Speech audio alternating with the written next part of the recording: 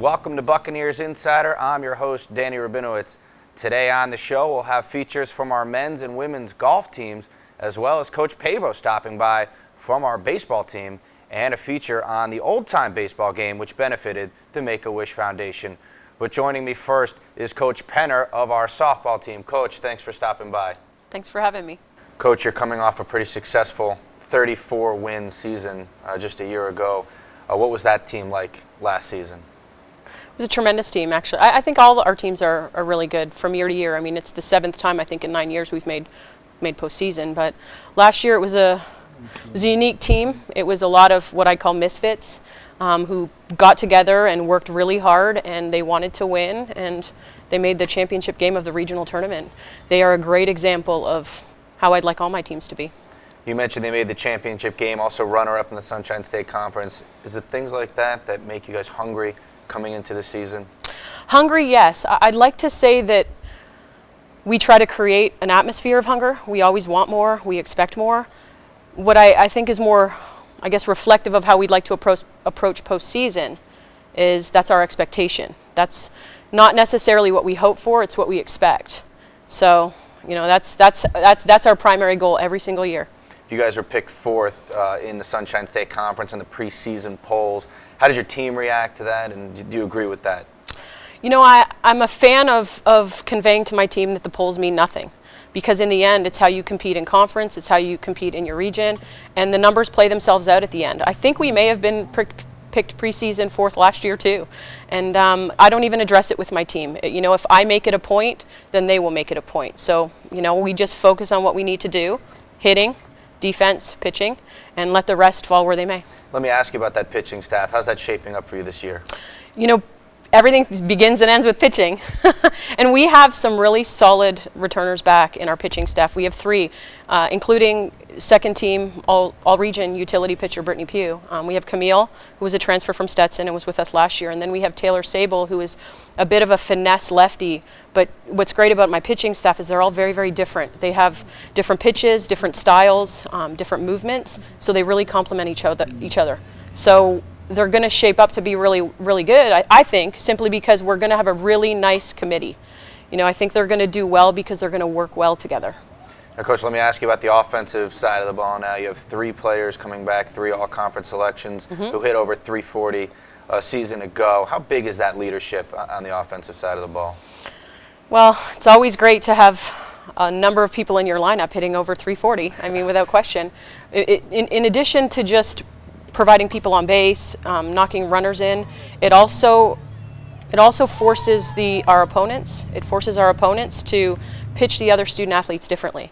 So to have those kids in the order means the people in front of them or the people after them may see different styles of pitching. So in addition to their actual contribution during their at-bats, it means so much more to the student athletes who are before and after them. Now, Coach, I want to ask you about your playing career. You were one of the best pitchers all time in college softball. So I want to ask you about your career. Okay. And how do you bring your success, how do you bring that to your players? I really believe the biggest part of my career that I bring to my team is the mindset. Certainly there are mechanical things, certainly can teach the pitchers whatever pitch, those kind of things. But the biggest contribution I think that my assistant coach and both my assistant coaches and I can offer our student athletes is the experience of the mindset and how to approach a situation differently. Not so much the successes, but the failures. Our sport is a game of failures. If we can't overcome those failures, then we'll never be able to use them as building blocks to be better. And I think that's the mindset that we probably bring that's the most, possibly the most influential. Coach, thank you so much for the time, and best of luck to you this season. Thank you. I really appreciate it. Thanks, Coach. Start of the golf season right around the corner. I'm joined by men's golf coach Jimmy Stobbs and women's golf coach Shannon Sikora. Jimmy, you come into the spring season ranked number 1 in the country. Talk about getting started this year in 2014. Yeah, we had a nice fall. We won the first 2 tournaments, came in second in the 3rd tournament. 4th one we struggled a little bit, but we found out the type of team we have compared to last year where we won the national championship. I think this year our team could be better than last year with the addition of Mario Beltran, who won 2 tournaments in the fall. and some of the other guys have stepped up their game. So it's looking good for the spring. You had two guys that won tournaments in the fall with Adam Svensson, of course, one of the top junior players, and then Mario as well. So some individual success with the men's team as well. Yeah, it was nice to bring home more than just a team trophy with Adam and Mario winning. And that just also solidifies the fact that we have a lot of depth on the team. It's just not about Adam. We have other guys on the team that can also play. Now, Shannon, you come into the spring season having won a couple of events in the fall as well. Of course, you're ranked as one of the higher women's team in the country, like the men, in the top 3 this year. Talk about your start to the spring. Well, we're just getting started. We did have a good fall, winning 2 out of the 4 tournaments, and we're just trying to get them prepared for upcoming season. And we'll see what happens. We're expecting a lot, but we're just trying to get better every day. You're coming off a national championship last year. You're second here at Barry.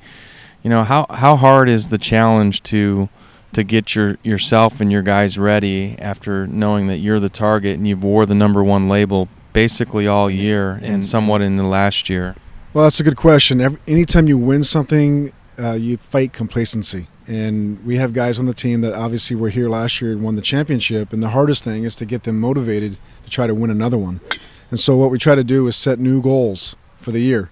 They have new individual goals, like Player of the Year, National Player of the Year, and also the chance to repeat. Very few teams get a chance to win 1 championship, let alone 2. So that's a challenge in itself. So far, the guys are working hard, and they definitely want to achieve that goal. Shannon, what's the challenges that you face with the women's team? Jimmy talked about complacency a little bit. What sort of obstacles do you face with the women and getting them over the hump and you trying to win a championship? Well, I think they're excited because they know that they're close. I mean, we were within 7 shots last year, and we have goals that are to get to the national championship and win it, but we talk a lot about process goals and what we can control, and that's just the effort and attitude every day that we have. We just try to focus on one day at a time, and if we're doing our best every day, then the results will take care of themselves. And Shannon, you get started with your first tournament this year when you host the Lady Bucks Invitational. First time that Barry will be hosting a tournament. So talk about the excitement of being able to put together your own tournament. First of all, starting out, it's our first tournament, hosting our first tournament. We're real pleased with the field. We're going to have St. Edward's there. We're going to have Nova and Rollins and Florida Southern. So it's going to be 12 teams that we have now, and we're real excited to have people come to Miami and showcase, what we have to offer here in Miami, and it should be good. 2 of the better golf teams in the nation with the men's golf program at Barry and the women's golf program at Barry. Good luck to you both as you get started here in the spring. And back to you now, Danny. Thanks, Jim. I'm joined now by the head coach of our baseball team. Coach Pavo is here. Coach, thanks for stopping by. Oh, my pleasure. Thanks for having me. 16 newcomers Yes. for your team this year. What's the key to getting those guys to fit in? That's a great question. Really just hoping that they, grasp our philosophy early. And a lot of it has to do with the veterans that are coming back that can, kind of resignate that and guys just feeding off of what we always do. And you mentioned some of those guys coming back. You had 31 wins last year. You feel like you established some kind of momentum last season that you can build on going into this year? Yeah, I think so. I think especially with the veterans that are coming back, knowing that they felt they were a playoff contention team, not getting that opportunity, are certainly hungry to get in and get in without any questions. Yeah, let me ask you about that. You just missed the postseason, like you said last year. You guys are hungry. What needs to change for you guys to get to that next step? It's really the way the regional is set up and Division II is set up. You have to get into the top 5. It's not the top 6. The top 6 technically go to a regional, but in our situation, it's the top 5 because the 6th seed always goes to the, most of the time goes to the SIAC conference. The way I look at it is if we take care of our conference, we'll get in. Are your expectations for this season that it has to be a postseason for you guys? It always is, not just this season, every season. That's the mindset. But the way we look at it as a coaching staff, it's one thing at a time. Let's take care of each game, take care of the conference, and then things will happen. You mentioned the conference. You guys were picked third in the preseason polls this year. How tough is that conference going to be? It's always going to be tough. It's by far, arguably one of the toughest conferences in the country, bar none. You know, Tampa's the defending national champion, and it's funny because all the coaches in the conference get along, but in between the lines, they're all competitors. And, you know, they work very hard on the recruiting side of it. We see them out when we're working in the summer. They're looking for good players, and, you know, it's a battle year in and year out.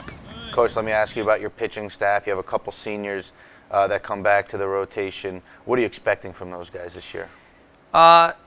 Just to do what they do, you know, whether that role, just to do their job, put it that way. Let's make it simple. And we're trying to do that for the guys, and that's been our philosophy since day one. Do your job. Whatever your job is, whatever your role is, get that done.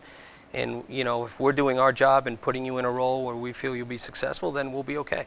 Coach, with what you've seen from your guys so far, from the practices you guys have had, what kind of team are we going to expect this year? Probably a little different than maybe the 2009-11 teams that went on to win the conference. We're going to be more of a hybrid combo team. We'll hit for a little bit of pop, but we'll also run. And defensively, I think we've raised the bar a little bit. We should be better than last year, and pitching should be a little bit deeper than last year. So if you look at the components that get you to a championship level, with pitching, defense, and timely hitting, I think we have all three. Hey, Coach, you've had a few players drafted into the major leagues. How nice is that for you as a coach to see guys get that opportunity? It just it's cool. I mean, it gives you something to do in the summer, like follow them through the minor leagues. It's not like we recruit major leaguers. We recruit potential, and we recruit our type of players. And it's a credit to, I guess, the work that they've put in, because getting drafted is not an easy thing. Staying in professional baseball is not an easy thing. Making it to the major leagues is like winning the lottery. So the fact that we've had one guy in particular make it all the way since, you know, we've recruited them, yeah, it's a feather in the cap, but again, it's a tribute to them, really. You know, their work ethic. I foresee a couple more guys getting that opportunity, and you might be surprised some guys in the organizations right now, maybe a Charlie Short or a Nick Shaw, getting bumped up even further. Staying on the topic of Major League Baseball, you guys had the old-time game where you were out there in the throwback jerseys. How much fun was that to participate I in? loved it. You know, I didn't take a survey of my guys. You know, I mean, conditions weren't great. The weather wasn't great. I knew after a while my guys were tired because we had a tough week of practice. But I knew that the day we took well, put it this way, when we had our Halloween event, which we played softball this year, which was a lot of fun, the coaches came out in vintage uniforms. And it was almost, we didn't tell them it was a tease, just to see their reaction. Like, wow, those uniforms are great. They're cool. And then we brought them out one practice. I didn't tell them we had the uniforms, and we hung them out in the dugout. So I knew that day they were excited to do it, because when they came out to check out the uniforms, they were like in awe. So I know they enjoyed it. It was different, certainly, and to break up monotony of practice, anything is good. Coach, thanks for stopping by. Best of luck to you this season. All right, Danny, thank you. As Coach just mentioned, Barry University hosted the old-time baseball game to benefit the Make-A-Wish Foundation. Let's take a look. At the twilight's last gleaming, whose broad stripes and bright stars through the perilous fight o'er the ramparts we watched were so gallantly streaming. Well, I mean, the idea kind of came about where I saw some old-time gloves and bought a few of them, and I thought, man, wouldn't it be cool to have kind of an old-time baseball game with the guys? And that turned into getting a few more gloves, and then it turned into trying to find some uniforms, and we had someone that donated the uniforms for us. So then that went from how can we make this even better? And then we thought about, okay, old-time uniforms, let's get some old-time cars here. So these gentlemen here have donated their time and their vehicles. And we figured, let's put it all together, and we got with some people here, and we decided to do something for Make-A-Wish Foundation. Anyone can just write a check to the Make-A-Wish Foundation for any sort of monetary donation. It's something completely different to throw an event in which the proceeds go towards it, because it just makes so much more people happy. And Barry, as I said previously, has done several of these events, and this is one of them here today. It goes back to what our goal is as a university, just to give back to our community, and Make-A-Wish Foundation is, with these events, is a way in which we can do that. The Barry softball team and other athletes around the campus are walking around trying to collect as much money as possible, and if they donate money, we give them a wristband that says Make-A-Wish on it.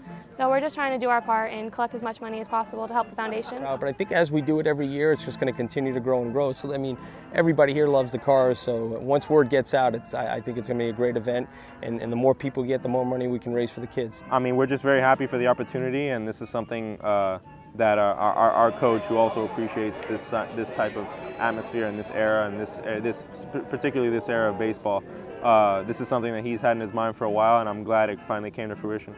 I think it's cool. It's for the first time that we've done this, that the baseball team has done this old timers game, and it's kind of a fun thing. Like, it's different, and they're having a good time with it. So I'm really glad that they're doing it, and it's bringing a lot of publicity to the school, and a lot of people are out here. Well, for one, it makes us appreciate what some of the greatest players in baseball history had to play with, because I don't know how I could have survived with the glove that I'm about to use today and with the bat that I'm about to swing today. And I believe we're playing 6 innings, and we have it's pretty accurate. We have gloves made of God knows what that are broken down, and bats that look like chair legs, and I think my pants are made of wool. And most importantly is for people to have a good time. You know, we have handouts here for people, some old hats, some necklaces, some mustaches. We got one right here. But just for people to have fun. This is what it's about, isn't it? I mean, for people to come out and enjoy a beautiful night. We're fortunate to be here in South Florida and watch some baseball and check out some cars and make some donations to Make-A-Wish. My thanks to Coach Pavo of our baseball team, Coach Penner of our softball team, and our men's and women's golf teams for stopping by. Make sure to stay tuned to GoBarryBucks.com for all your information on our upcoming spring sports, as well as men's and women's basketball. For Dennis Jezik and Jim McCurdy, I'm Danny Rabinowitz. Thank you for watching this edition of Buccaneers Insider.